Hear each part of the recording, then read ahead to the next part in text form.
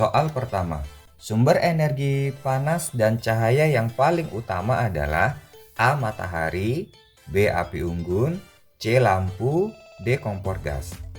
Yang mana jawabannya? Iya, jawabannya adalah yang A. Matahari. Nah, sekarang apa itu energi? Energi adalah kemampuan untuk melakukan usaha atau kerja. Jadi, karena ada energi inilah aktivitas itu bisa terjadi. Kalau tidak ada energi, maka aktivitas nanti akan terganggu. Sedangkan energi panas dan energi cahaya yang kita dapatkan secara cuma-cuma dan yang paling besar yang ada di muka bumi itu adalah yang berasal dari matahari. Nah, itu ya. Oke, sekarang kita ke soal berikutnya. Soal yang kedua, sumber energi panas yang ditimbulkan alat tersebut berasal dari A. Pembakaran bahan bakar, B. Perubahan energi listrik, C. Penggunaan dua buah benda, dan D. Penggunaan panas matahari. Oke adik-adik, coba kalian lihat gambarnya. Ada gambar setrika dan kompor listrik. Nah, setrika dan kompor listrik ini adalah salah satu alat yang bisa menghasilkan energi panas yang berasal dari energi listrik ya. Berarti jawabannya untuk nomor 2 adalah yang B ya. Jadi nanti sumber energi panas yang kita dapatkan itu berasal dari perubahan energi listrik. Nah, perlu adik-adik ketahui, sumber energi listrik itu bisa kita dapatkan melalui dua cara. Yang pertama bisa kita dapatkan secara langsung. Kalau secara langsung berarti nanti contohnya kayak kita mendapatkan panas dari matahari. Itu secara langsung. Yang kedua bisa secara tidak langsung. Nah, kalau tidak langsung ini nanti ada beberapa cara. Setidaknya ada 3 cara. Yang pertama melalui proses pembakaran. Yang kedua nanti bisa melalui menggosokkan dua buah benda. Misalkan kayak kita nih kalau kedinginan biasanya menggosokkan kedua telapak tangan kita ya untuk menghasilkan energi panas. Dan yang ketiga bisa dengan cara konversi atau perubahan energi listrik menjadi energi panas seperti soal nomor 2. Oke, kita ke soal berikutnya ya. Soal yang ketiga. Semakin panas suatu benda, maka suhu benda tersebut akan semakin A. dingin, B. rendah, C. tinggi, D. berubah. Oke, ini mudah ya soalnya adik-adik. Apa coba jawabannya? Iya, benar sekali ya. Jadi semakin panas suatu benda, maka suhunya, yang ditanya ini suhunya ya. Jadi semakin panas suatu benda, suhunya akan semakin tinggi. Nah, jadi nanti gimana sih cara menghitung suhu suatu benda itu? Suhu suatu benda itu bisa dihitung dengan menggunakan alat yang namanya termometer. Kalian pernah kan kalau seandainya sakit demam itu misalkan kita ke dokter nanti akan dicek nih suhu tubuhnya. Nah, jadi nanti biasanya kalau tubuh kita pegang itu panas, pasti suhunya nanti akan semakin tinggi. Oke, paham ya? Jadi bukan semakin dingin atau semakin rendah atau apalagi nanti berubah. Oke, untuk soal berikutnya. Soal yang keempat, derajat panas suatu benda disebut A. suhu, B. kalor, C. pemuaian, D. kelembapan. Nah, adik-adik, di sini yang ditanya adalah derajat panasnya, ya, derajat panas. Nah, ini kalian biasanya sering tertukar ini antara derajat panas dengan kalor. Jadi, kalor itu adalah panasnya, ya. Kalor itu panasnya salah satu bentuk energi.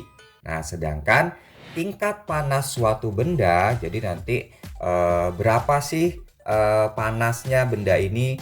Berapa sih panasnya siang ini? Itu dinamakan dengan suhu, ya. Jadi kalau kalor itu panasnya, kalau suhu itu derajatnya atau tingkat panas suatu benda. Berarti soal nomor 4 jawabannya adalah derajat panas suatu benda disebut dengan suhu, bukan kalor ya. Kalau kalor itu nanti panasnya. Kalau derajat panasnya atau tingkat panasnya itu disebut dengan suhu. Bukan pemuaian. Kalau pemuaian itu akibat yang ditimbulkan dari panas. Nanti bisa terjadi pemuaian. Ya, bukan juga kelembapan. Oke, kita ke soal berikutnya. Untuk soal nomor 5. Alasan rel dipasang seperti pada gambar tersebut adalah, ini ada gambar rel kereta api ya, dipasang ada celahnya. Nah, itu tujuannya untuk apa?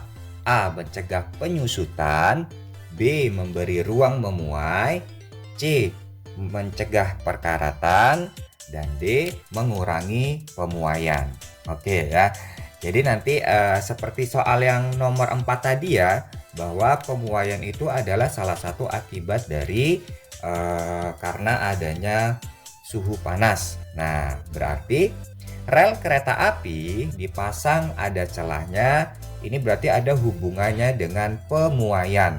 Otomatis jawaban yang A dan C itu pasti salah ya. Berarti yang A dan C pasti salah karena tidak ada hubungannya dengan pemuaian.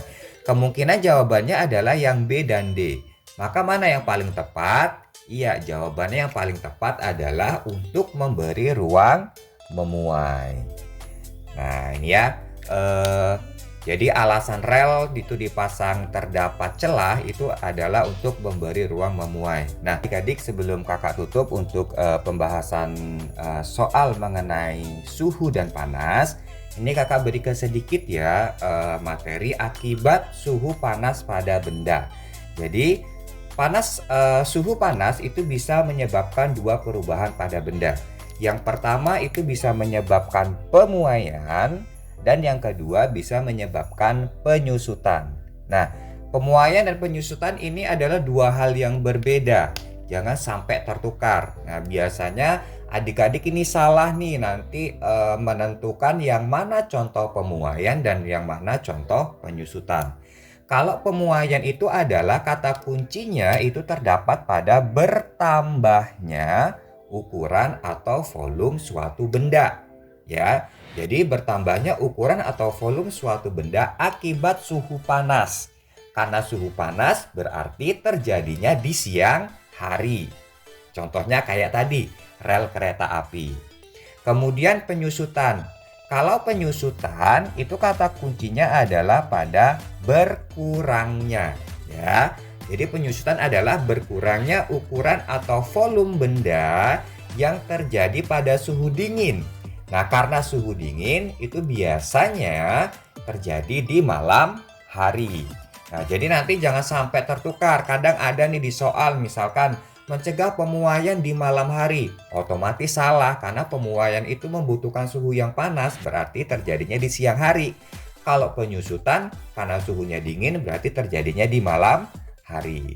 Nah, contoh penyusutan itu adalah kayak pemasangan kabel listrik. Nah, kalau kamu lihat ya kabel listrik yang ada di jalan-jalan itu, kenapa dipasang kendur?